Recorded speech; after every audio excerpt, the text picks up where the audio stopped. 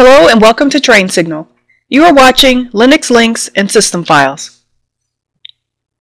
Over the last several lessons, we've learned about how Linux interacts with hardware, how the system boots, partitions, file systems, and a slew of other system details. But that all shouldn't overshadow the importance of understanding how and where to find your files. Now, you've probably spent many years in Windows learning its file system and directory structure, and unfortunately, much of it isn't going to apply to Linux. However, what that knowledge does is makes it easier for you to understand the importance of a standardized directory structure. So in this lesson, we'll begin with a look at the two types of links in Linux, then we'll take a look at the system files and their locations. Finally, we'll review the tools available to help you search and locate files and directories. Let's start off first with links. Windows users will be familiar with the concept of shortcuts, and these are pointers to a target file or location. In Linux, these shortcuts are called links, and they're used for many purposes. There are two types of links, hard and soft or symbolic. Hard links are produced by creating two directory entries that point to the same file or inode. In order to delete the file, both directory entries or files must be deleted. Another thing to note about hard links is that they must exist on the same file system. In other words, you can't create a hard link from root to home if they aren't on the same partition. Symbolic links create a separate file whose contents point to the link to file. Since a symbolic link is a file containing file names, they can point across file systems, and for this reason, they're more common than hard links. When you use the ls-l command, it will show a link to file, and we'll take a look at that in a moment. On the next slide, we'll take a look at the command used to create links. The ln command is used to create links. The syntax is ln space options space source space link, where the source is the original file and link is the name of the link that you want to create. The options for ln are -f or ~force, which causes ln to remove any existing links or files that have the target link name. -i or ~interactive does the same thing, but it also queries you before replacing any files and links. -d, -F, or ~directory allows root to attempt to create hard links to directories. And I say attempt because this isn't normally supported on most file systems. Since the ln command creates hard links by default, -s or symbolic is used to create a symbolic link. Let's try this out. Let's move over and open a terminal window. From Applications, click on System Tools, then Terminal. Okay, the first thing that we're going to do is to create a dummy file using the touch command that we reviewed previously. But first, let's switch over to our Documents directory, since I am a stickler for organization. So we'll type in cd space documents. Now to create our dummy file, we'll type in touch space, and I'm going to call it linktest, linktest.txt, and hit enter. A quick ls should reveal that our file has been created, which it has. Okay, now to create the symbolic link, let's type in ln space -s for symbolic, space name of source file, which is linktest.txt, and then the name of the link that we want to create, and I'll call that new file.txt, and hit enter. Now if we type in ls space -l for the long listing, hit enter, we should see that we have now an L in front of the file, which indicates that we have a link, and then the file pointer at the end says that our new file link is pointing to our existing file link text. Okay, let's head back to our presentation. If you recall from our Linux file systems lesson, the E2 FSCK file system check program is usually a link to FSCK. So that's one example of how to use a symbolic link. Let's move on and talk about Linux system files. We know that Linux is a derivative of Unix, But in the beginning, that transition wasn't quite so smooth. There were few standards and lots of disagreement. This eventually led to the development of File System Standard, or FSS-TND, back in 1994.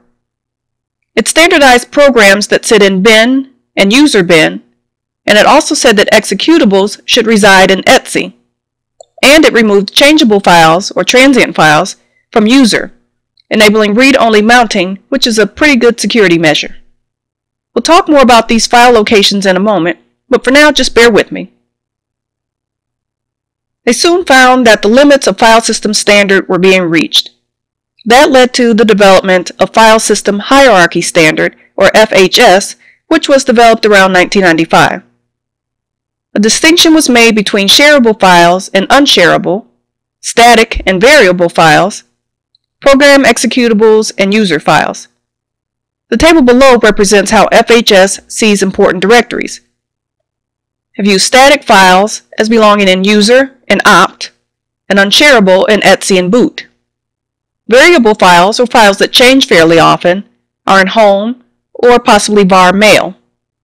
And unshareable variable files are in var run and var lock. Now let's take a look at more important directories and their contents. The next couple slides outline the most common FHS directories. For those of you pursuing certification, it's critical that you understand this structure and the contents of the directories. The first is represented by a / and is referred to as root file system or root directory, and all directories branch off of root. I made the early mistake of confusing this directory with /root, which we'll get to in just a moment. Boot contains static and unshareable files related to booting the computer. Bin has critical executable files, things like the most common user commands like ls, cp, or mv. Sbin is very similar to bin, but it contains programs run by the administrator, things like fdisk. And lib contains program libraries. And a subdirectory of lib, which is modules, contains kernel modules or drivers. User contains the bulk of your system's programs, and it's often split off to a separate directory. User bin and user lib contain programs and libraries, respectively. User local contains subdirectories that mirror user, like user local bin, and it hosts programs administrators install locally. User x11r6 contains files related to X, or Linux's GUI environment. Opt, or OPT, contains commercial packages, and home again contains user's data. Root is the home directory for the root user. Var contains transient files, things like log files, print queues, mail queues. Temp hosts programs temporary files, and sometimes this one is also moved to a separate partition. MNT, short for mount, is for removable media devices like your CD-ROM or DVD-ROM. Media is an optional directory, but it contains subdirectories for media. So you would have media/CD-ROM or media/DVD-ROM. Dev contains device files or hardware interfaces, and proc is a virtual file system that provides hardware information not accessible from dev. Next, we'll take a look at how to locate files. How many times have you created a file only to later forget where it's saved? I'll admit to doing so more than a few times myself, but luckily Linux has search tools that guarantee that you won't have to resort to posting sticky notes all over your computer to help you remember file locations. The find command is probably the search tool that I use most often. Now it is the slowest tool, and that's because it checks for more information than some of the other tools, but it is still most likely to return a successful search. The syntax is find, space path, space expression, where you can indicate one or more paths, and the expression lets you specify what you want to find. The options are included in the table on your screen.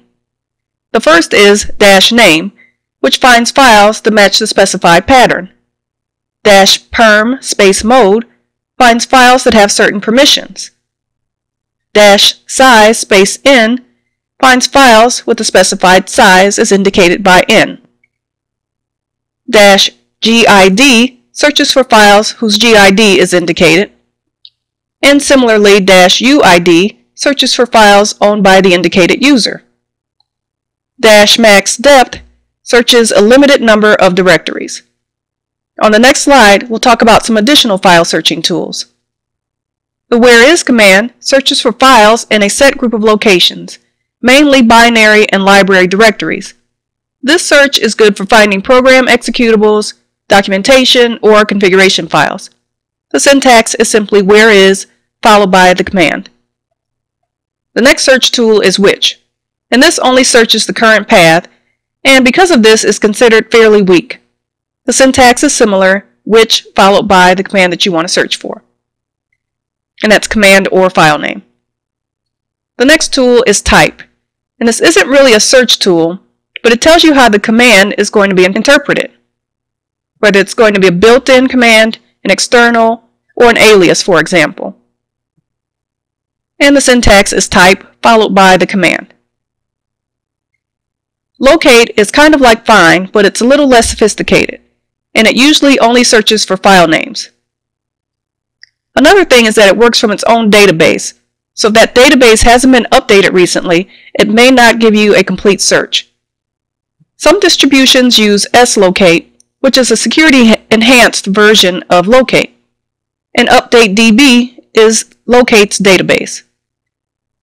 Etsy updatedb.conf is the configuration file for updatedb. Let's try out some of the search commands. First, let's switch back to our terminal window. And let's start out with the whereis command. Now, whereis searches a set group of directories and locations, so it's good for locating executables, documentation, and configuration files. Let's type in whereis space cp for the copy command and hit enter. And this will show the full path to the copy command.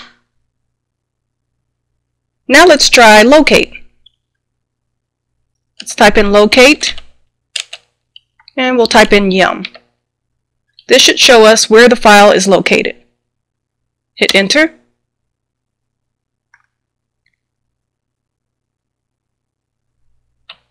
I'm going to hit Control-C to stop. Actually, it stopped for me. As you can see, yum is located all over the place essentially. Now I should note here again that yum uses its own database, so you may not get the results that you expect if that database hasn't been updated recently with updatedb. Okay, now let's try type. Again, type will show you how a command is interpreted. So let's type in type space ls and hit enter. And this says that ls is alias to the command ls:color equals auto. Now let's try out find. Find is usually the best approach for finding those hard to find files, and it's the option that I use most often.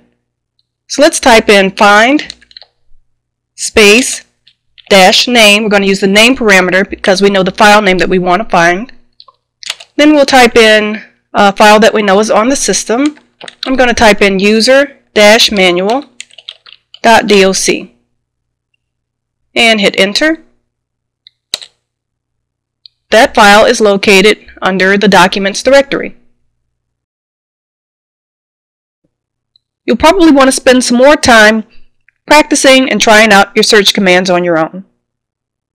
And that concludes our lesson on Linux links and system files. We'll review what we've learned on the next slide. As an administrator, you'll find yourself really relying on the information that we've learned in this lesson. To recap, we covered links, including hard and symbolic links. Then we talked about Linux system files and their locations. And we wrapped up with the different tools at your disposal that can help you search for files and programs. Thanks for watching, and I'll see you in the next lesson.